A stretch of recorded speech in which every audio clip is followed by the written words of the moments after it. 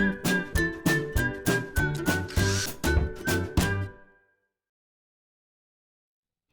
it's Steve. Today we'd like to show you how to change the inlet water valve in your washer. The inlet water valve is used to supply both hot and cold water to the machine through two separate solenoids. This particular inlet water valve has a temperature sensor device on the end of it to control the temperature of the water as well. It's a really easy job to change this. Let me show you how we do it. Now before we begin this repair, we will need to disconnect power to the appliance, and we'll also need to turn off the water supply and disconnect both the hot and cold water hoses. Now next we'll need to lift the main top to access those components. So we'll first of all open up the detergent door, and we're going to remove 4 Phillips screws that secure that bezel.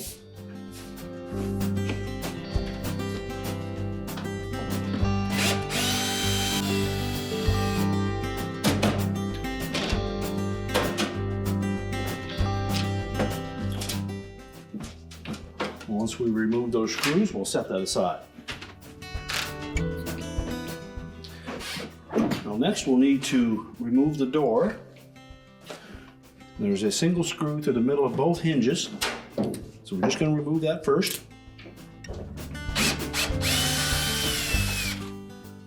And the hinges are styled so that the door will stay in place even with the screws removed. We'll then lift up on that door, and that will release the arrowhead fasteners on the end of that hinge, and we can set that aside. Now opposite the hinge side there will be 2 plastic spacers, and we'll need to remove the 2 screws through the center of those.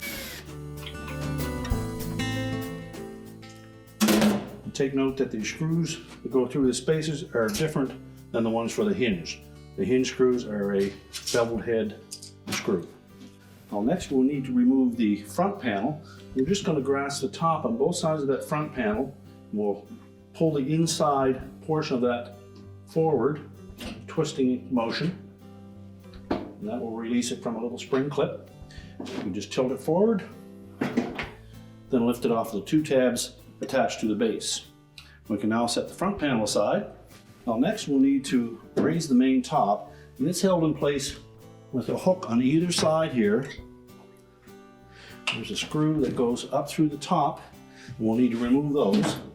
And the screw is a 5/16 hex head.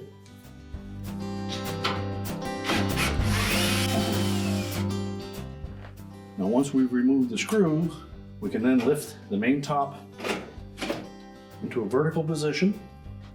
And we suggest that you have something to support that, either lean it up against a wall, or if you have a short cord or a wire that you can attach from the frame at the front to one of the holes in the main top, and that'll keep you from putting too much pressure on the hinges.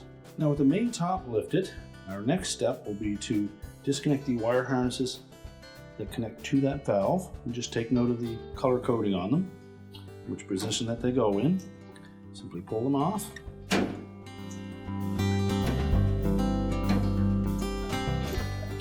And then just move those out of the way. Now next we'll remove a single screw on this end of the valve, and that secures it to the mounting bracket.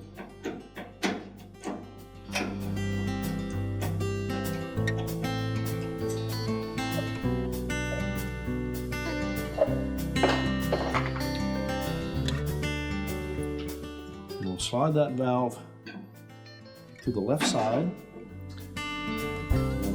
From the openings. We can then lift it up far enough, and we can loosen that clamp.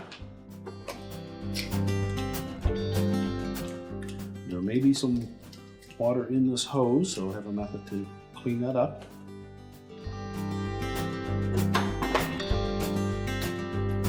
Just slide the clamp down onto the hose, and just twist it, break the bond, and then pull it completely off of the valve. We can discard the old valve. So we'll begin with installing the hose. Make sure it's pushed firmly all the way onto that valve. And then just set it roughly in position just to make sure that we don't have any kinks in it. And we'll reposition the clamp and tighten it.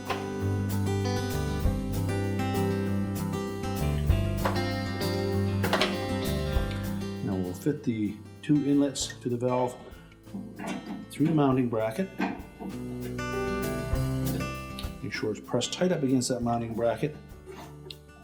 And then just slide it towards the center of the washer until the screw hole lines up on the left-hand side.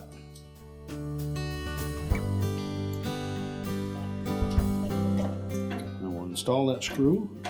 And we just need to make sure that it does go through the opening at the back of that bracket. On some models you may even find that that screw came in from the exterior of the bracket. And that will lock it in position. We'll then reconnect the harness wires.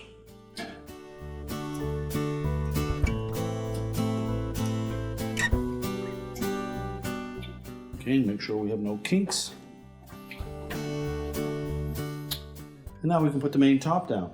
So next we'll just remove that temporary support that we had for the main top.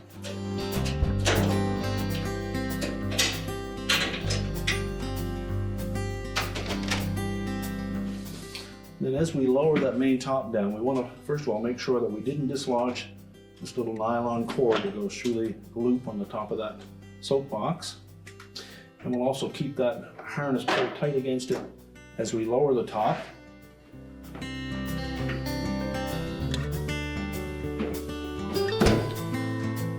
And then everything should lay flush across the top. We can then put the 2 screws up through into the main top to secure it.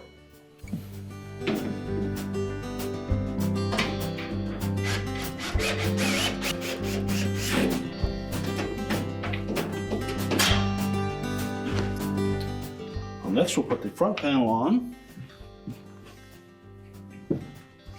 And when lining up that front panel, we want to make sure that those 2 hooks on the bottom fit into the corresponding slots on the bottom of the front panel. And as we tilt that front panel into the washer, you'll note that there are 2 little rectangular slots up close to the top. And they will fit over this little spring clip on either side. So you may need to flex those to get them to fit on there.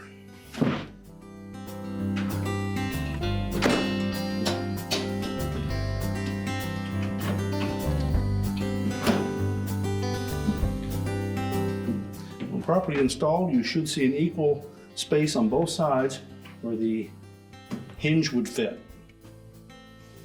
And once we have that in place, we can go ahead and put the 2 plastic spacers in with the corresponding screws.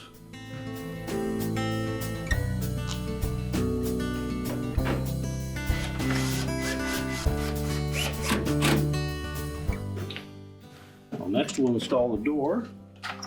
Again, we'll just tilt those hinges out and we're going to line up those little arrowhead fasteners into the corresponding slots.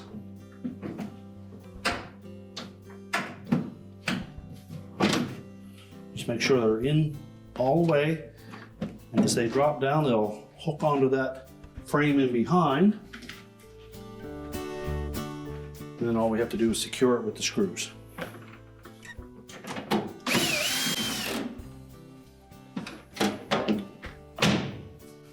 Now next we'll put the bezel back on the soapbox. We'll also want to just look inside and make sure that that little nylon cord is still in position.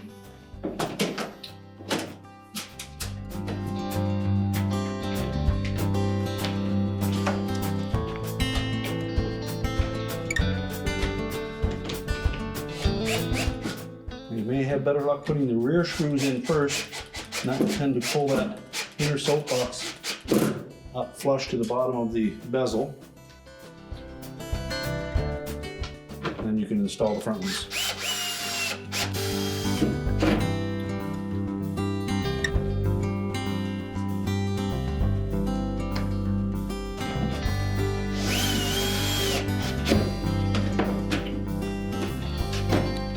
We're now ready to turn on the water supply, reconnect the power, and our repair is complete.